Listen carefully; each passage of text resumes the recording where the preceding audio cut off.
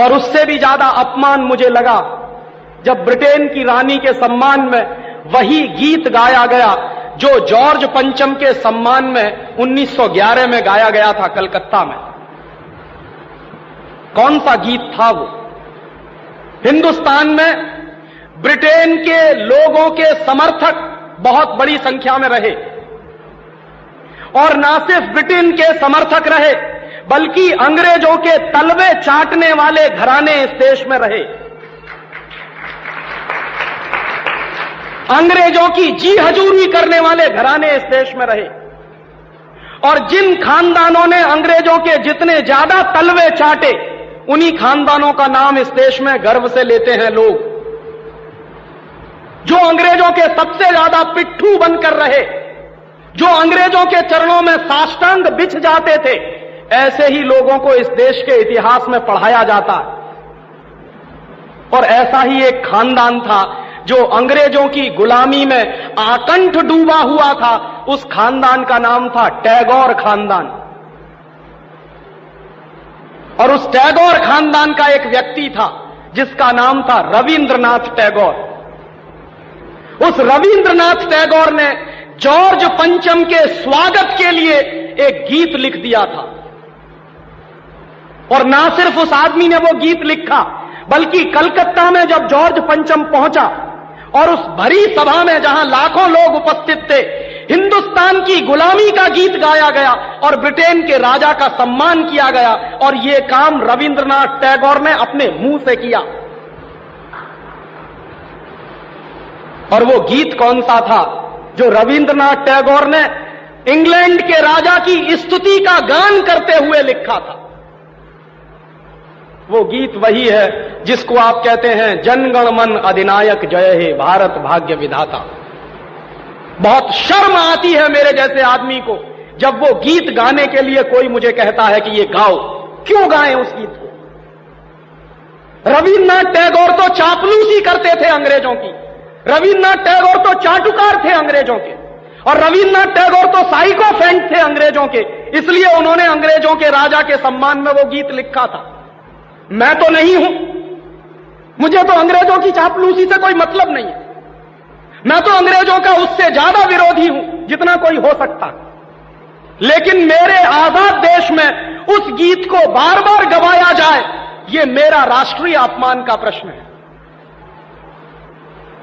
और जिस गीत को अंग्रेजों के राजा जॉर्ज पंचम के स्वागत में गाया था रविन्द्रनाथ टैगोर ने, वही गीत 5 दिन पहले दिल्ली के एयरपोर्ट पर गाया गया महारानी के सम्मान में।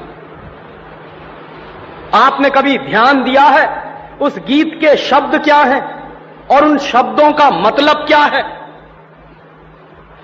जनगण मन अधिनायक जय हे, हिंदुस्तान की जनता के मनों के अधिनायक तुम्हारी जय हो, ये मतलब है।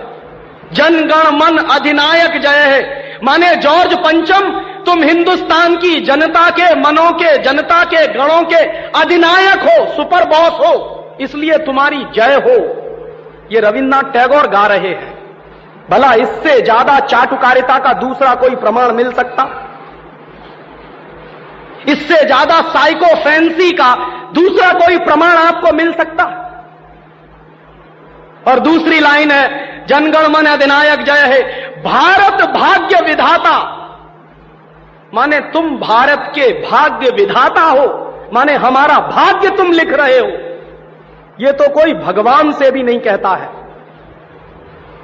लेकिन रविन्द्रनाथ टैगोर ने तो हिंदुस्तान के साम्राज्यवादी राजा का प्रतीक जो जॉर्ज पंचम था उसको भगवान से भी ऊपर रख दिया था कि तुम तो भारत के भाग्य विधाता हो। पंजाब सिंध गुजरात मराठा द्राविड़ उत्कल बंग विंध्य हिमाचल यमुना जंगा उच्छल जलधि तिरंग, तब शुभ नामे जागे तब शुभ आशीष मांगे।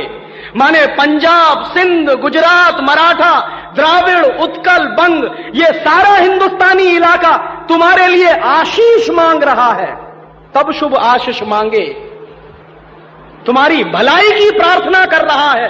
ये पूरा हिंदुस्तान जो अंग्रेजों की गुलामी में सिसक रहा था उसको रविन्द्रनाथ टैगोर लिख रहे हैं कि ये सारा का सारा हिंदुस्तान तुम्हारे लिए आशीष मांग रहा है। तब शुभ आशीष मांगे, और वो सारी की सारी आशीष हम तुमको दे रहे हैं अपनी तरफ से। और अंत में जनगण मंगलदायक जय है भारत भाग्य विधाता, वही भारत के भाग्य विधाता तुम्हारा मंगल हो, तुम्हारा कल्याण हो। माने जो हमको गुलाम बनाने के लिए आए हैं, उनकी चाटुकारिता में कोई आदमी कितना बिच सकता है, इसका यह निकृष्ट नमूना है। और अंत में वो कह रहे हैं कि जय है जय है जय है, माने तुम्हारी ही जय है, तुम्हारी ही जय है, तुम्हारी ही जय है। ऐसा गुलामी का प्रतीक गीत ये गुलामी के दिनों में गाया गया एक ऐसे हिंदुस्तानी की तरफ से जिसको शायद आप बड़े श्रद्धा की नजर से देखते हैं। और ये गीत जब गा दिया था उन्होंने और चरणों में बिछ गए थे रविंद्रनाथ टैगोर, तब अंग्रेजों ने उनको नोबेल प्राइज दिलवा दिया था पुरस्कार के रूप में। रविंद्रनाथ टैगोर को ऐसे ही नोबेल प्राइज नहीं मिला था। अंग्रेजों ने कुछ नियम बनाए थे, कुछ परंपराएं बनाई थी, और अंग्रेजों के नियम क्या थे? जो अंग्रेजों की जितनी ज्यादा चाटुकारिता करे, जो अंग्रेजों के जितने ज्यादा पैर चाटे, उसी को अंग्रेजी सरकार राय बहादुर का खिताब देती थी। उसी को अंग्रेजी सरकार हिंदुस्तान में और इंग्लैंड में नाइटहुड की पदवियां दिया करती थी। ऐसे ही लोगों को अंग्रेजों की तरफ से इनाम मिलते थे, क्योंकि वो अंग्रेजों के चरण चाटते थे और हिंदुस्तान को गालियां देते थे। और ऐसे चरण चाटू लोग आपने नाम सुना है, हिंदुस्तान के राजाओं के दरबार में कुछ चारण और भाट हुआ करते थे। वो चारण और भाट क्या करते थे? राजा चाहे जितना गंदा हो, चाहे जितना बदमाश हो, चाहे जितना लफंगा हो, लुच्चा हो, वो चारण और भाट हमेशा राजा की प्रशंसा ही करते थे। बदले में राजा उनको कुछ इनाम बांटता था। ऐसे चारण भाटों का खानदान है ये टैगोर खानदान, जिन्होंने ये गीत लिखा है। और मेरा अंदर से रोम रोम कांप जाता है जब कोई मुझे कहता है कि राजीव भाई जनगण मन गाइए। क्यों गाएं? हिंदुस्तान का गीत नहीं है जनगण मन अधिनायक जय। हिंदुस्तान का गीत तो वंदे मातरम रहा है।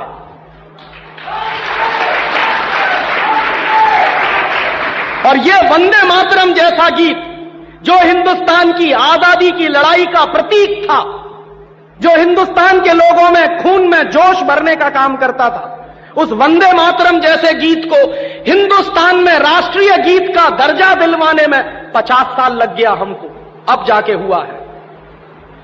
लेकिन जो गुलामी के जमाने का गीत था जनगण मन अधिनायक जय है, वो आजादी के तुरंत बाद हिंदुस्तान के उन गुलाम लोगों ने, जो शरीर से आजाद होंगे लेकिन दिमाग से गुलाम होंगे, हिंदुस्तान का राष्ट्रीय गीत बनाया था उन्होंने। और आप में से बहुत कम लोग जानते होंगे कि कांग्रेस के 2 अधिवेशन हुए थे, जिन दोनों अधिवेशनों में यह फैसला हुआ था सर्वसम्मति से कि हिंदुस्तान की आजादी के बाद जनगण मन हमारा राष्ट्रीय गीत नहीं रहेगा। यह फैसला हुआ था कांग्रेस की समिति में।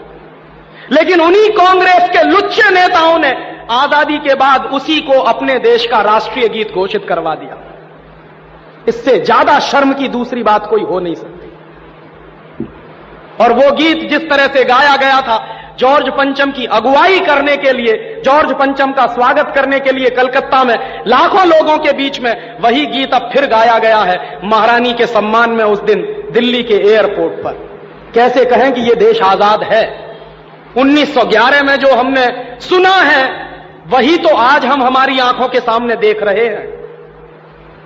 उस जमाने में चारण भाटों का काम टैगोर जैसे खानदान के लोग करते थे।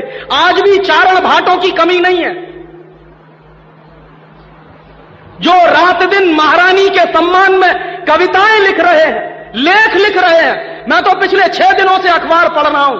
इस देश में ऐसे लोगों की कमी नहीं है जो अंग्रेजों के समर्थन में, रानी के समर्थन में अपनी लेखनी घिसे चले जा रहे हैं, इसी उम्मीद में कि शायद फिर से अंग्रेजों की दया दृष्टि हो जाए तो हमको भी कोई नोबेल प्राइज मिल जाए या राय बहादुर का खिताब मिल जाए। ये देश के राष्ट्रीय अपमान का विषय है और इसलिए पिछले 1 हफ्ते से मैं बहुत दुखी हूं।